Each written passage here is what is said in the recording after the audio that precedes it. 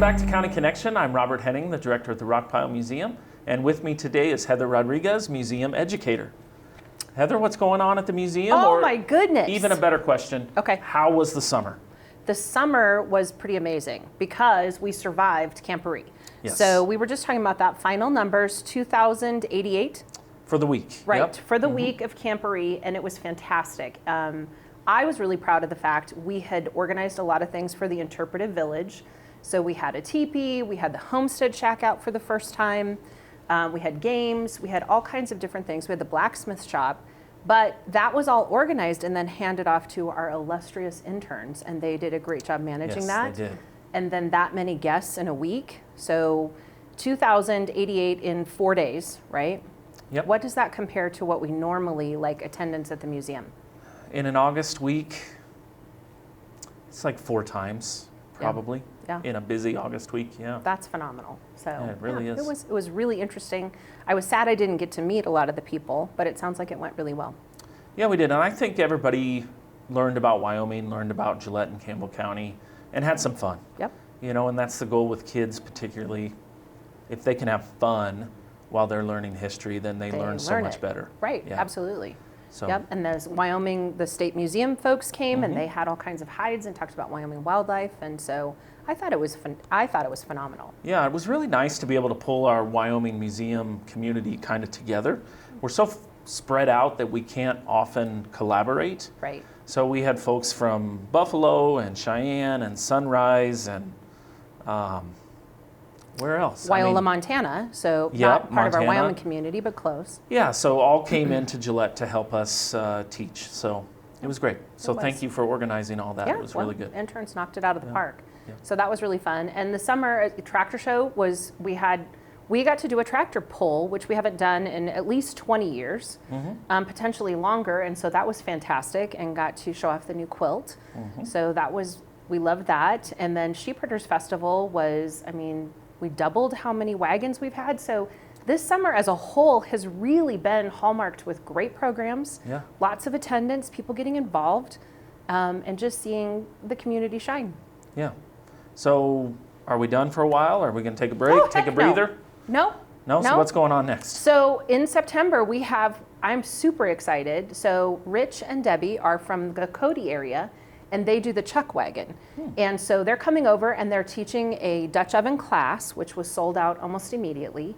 And then they're going to do a dinner that night, which tickets are technically not on sale yet as we're recording this. But what I love so much about it is they were actually featured on Guy Fieri's Roadshow. Oh, really? So they're gaining massive popularity right now because Guy Fieri fell in love with it, fell in love with the wagon, which is a 1902 chuck wagon that was used on ranches in Texas. Wow. And so they're going to prepare this whole meal. It's a very small, 30 tickets. They can only support 30 people at a time. So I'm excited about that. I think that's going to be fantastic. It's going to be out on the front lawn. So everybody will be able to see that and learn how to do Dutch oven cooking. And then right after that, we have Mark Warren coming. So I know you brought his book. Yeah, one of his books. If you want to talk about that.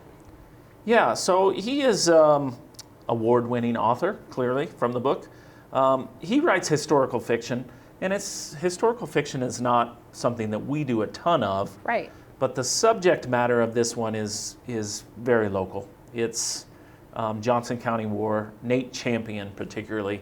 So he's got a 2-book series on Nate Champion, Nate the Texas story, and Nate the Wyoming story, or the Wyoming years, is the second volume. Right. And so to write these, he did have to do a lot of research on the Johnson County Cattle War. And so he's going to talk about Nate Champion and the history behind the fiction in this book. So the history is underlays kind of all the storytelling dialogue that goes into a historical fiction. Right. So I know we have a ton of people in this area that know a lot about the Johnson County Wars. And so that'll be interesting to have that little twist of historical fiction. It will be. Yeah, and you've got folks still really on both sides of the war, and so it's always a little bit dicey. It might be good. We like that. It might be good viewing just to come and hear the audience responses. Right. To see and how I'm they sure feel he's about prepared for that. Yeah. So hopefully. Yeah. Where is he from? I don't remember. He's out of Florida, I believe. Okay. Yeah. I think that's right.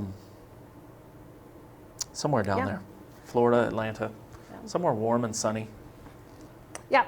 So we have him coming, which I think will be great. Is it is September 17th, I think. So Thursday, I have a lot of dates Thursday, floating. September 19th. 19th? Okay, that's yes. right. Okay. Thursday, Good September, job. 7 he keeps p.m., me on my correct? Toes. Correct. 7 p.m., Thursday, September 19th. Right. And he'll come and he'll have a lot. He has several different books that he's written, right? Oh, yes. And other books. A lot of Western type fiction, historical fiction. So. Right. And then as we keep rolling for, this year has really been about Hurrah for the Cowboy. Mm-hmm. And so a lot of different cowboy things. Then we have Lee Silliman coming in October, and he's October 18th. Lee's going to do a noon presentation on the history of the American horse, which I think will be really fascinating. Yeah. And I know we have people from Primrose that want to come to that. And so that's always a great noon program for lots of people to come. We usually kind of honor that hour, so people could actually do it on their lunch hours from work for sure.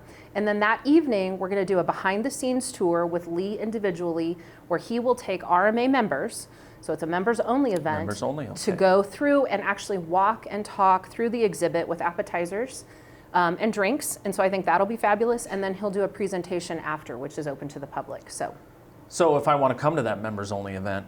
Well, you should buy your membership to the museum. Okay. All right. A lot of people don't realize that's a great way to support the museum with their membership. So good. And then they get admission for the year. So. And Lee curated the Hurrah for the Cowboy exhibit, correct? Yes. Yeah. Yes. I didn't tie that in, but that's kind of a culmination of that Hurrah for the Cowboy. Will be Lee coming and actually talking about his exhibit. So I'm excited. I am too. And I he's think that'd excited. be great. Yeah, and he's got a wealth of knowledge. He's also a former museum professional and now curates these exhibits and sends them around to small museums like us. Yes. And it's and I think he great. told me he hasn't actually seen this exhibit in, I think, 4 years. It's been traveling that much. So that's kind of a fascinating angle too. Yeah, so I can believe it. Yeah. Okay, anything else? Let's talk about, we have this. I'll show this. So one of the things we're working on right now is in January 17th will be the opening of Storyland, which I am so pumped about Storyland because it is potentially the largest children's interactive exhibit that Gillette has ever hosted. Maybe. And so I am excited about that. It's 1,500 square feet, takes kids through 7 different literary works, some of which are favorites, like If You Give a Mouse a Cookie, Abuela. I love this because it presents that multicultural. Yes, Peter Rabbit. We have Where's Spot. We have Tuesday, which a lot of us don't even really know much about. So really, really excited about this. The school district is excited about it. People want to see it. And the question that I keep getting asked is, where are you going to put it? So Yeah, I asked myself that same question. well, we're going to do some fancy footwork in the Campbell County room, and it's going to transform into a children's exhibit for 4 months. And so I think that is going to be one of the most wonderful in the midst of some of the worst weather that we have in Gillette, with parents with littles. They can come and they can enjoy that exhibit and interact and learn. And there's a full curriculum based off of this exhibit. And so I'm excited about that. And that, so much of our time now will be spent in preparing for that, advertising for it, getting people involved and collaborating. So. And people can just come and play, correct? Correct. And the museum board decided there would be no admission fee? Free admission. Free admission during January, Storyland. February, Okay. March, and April. So Good. that's big news too.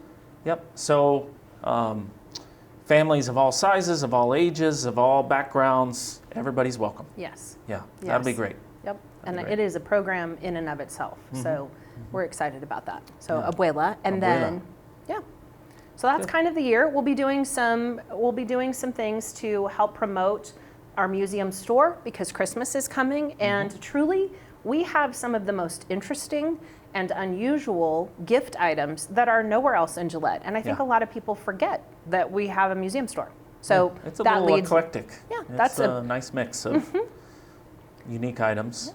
Yeah, that's your cue. You can show the puzzle. Oh, it is my cue. I need better cues. The puzzle. So this, we might have brought this last time, but this is a Gillette, Wyoming puzzle. I'm getting no from the production crew. We did not bring this last time.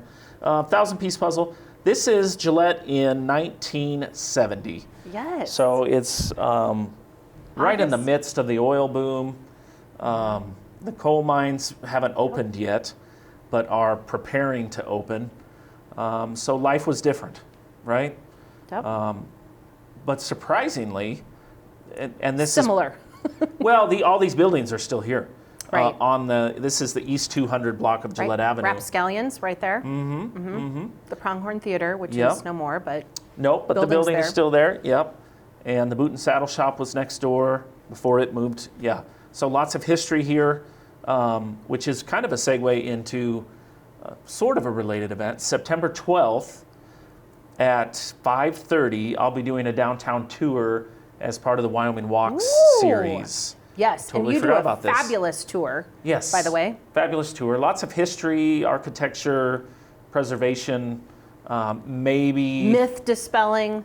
Yes, maybe I will throw in a ghost tour, ghost story or two. Oh. I don't know. Oh, Depends how I feel. I like it. But anyways, this puzzle is in the gift shop. It looks like a fun one. I think the challenge is the street. Street? I don't know. For sure, which is I like need to try it. At least a third, if not more, but yes. of a little blacktop. Yeah. What is the price on this? Ooh, that I don't know. That's always fun. You're going to have to come to the museum and find out. We have a scanner. We'll figure it out. Yes. So I don't think it's too bad. And then, of course, other books, toys, gifts, puppets, candy, Yes. candles, Little quilting and patches, rag dolls and bonnets. bonnets. This is a new book on Camp Douglas, which was the Italian and German POW camp south of us. So wanted to bring that. There's several books on this, but it is interesting. Similar to Heart Mountain in the way that the Japanese interacted with the local people. These prisoners interacted with the local folks in Wyoming as well, and is that stories and stories about them? photos came from that. Yes, Yeah. absolutely. So they would then go out from Camp Douglas to even our area and Claremont. They had a beet farm up there that they worked on. So they would ship out and do farm work, farm labor around Wyoming. Love that. So lots of great history if you didn't know about that. Yeah. So a Fascinating lot of fun part. things in the museum store. Yes, yes.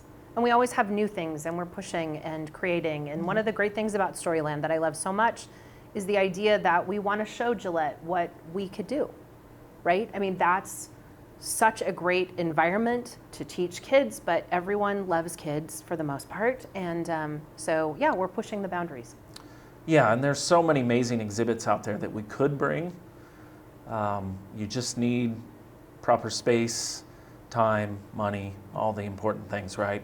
Right. But I think this is a good start, I think so too. and I hope folks will please come and see it, enjoy it, have fun. Yes, yeah. And big thanks to the CCCPRD for supporting and actually providing that money so that we could bring it. So that's another collaboration.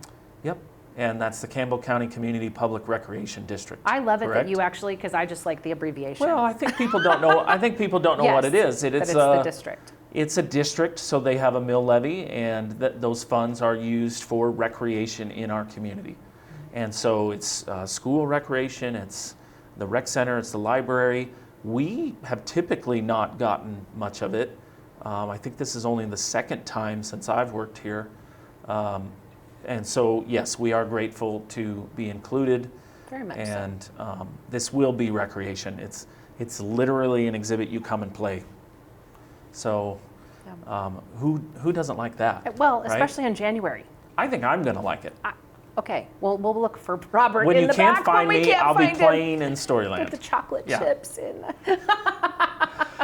Maybe I can dress up as a rabbit, feed a rabbit, or Okay. a mouse. I think we're all terrified now, No, but that's good. we're getting off topic again. But a giant mouse costume. There you go. Then you guys can just give me cookies Or you all could day. be the frog on the lily pad flying through town. Maybe. I mean, there's a lot happening. Okay, All right. sounds fun. Sounds good. Anything else? Where no, do people there's- find information? Oh, this is always a good question. So you can go to our website, which is rockpilemuseum.com. You can find us on Facebook, which we have built now. We have 2,500 followers. So we're building that right up. We're also on Instagram, and then you can always call us at the museum or come see us. Yep, great. Yep. All right. Well, thank you, Heather, for Thank you, joining Robert. me today. Yes. Come and see us at the Rockpile Museum, 900 West 2nd Street. Our hours are 8 to 5, Monday through Saturday. And we'll see you next month. Sounds good.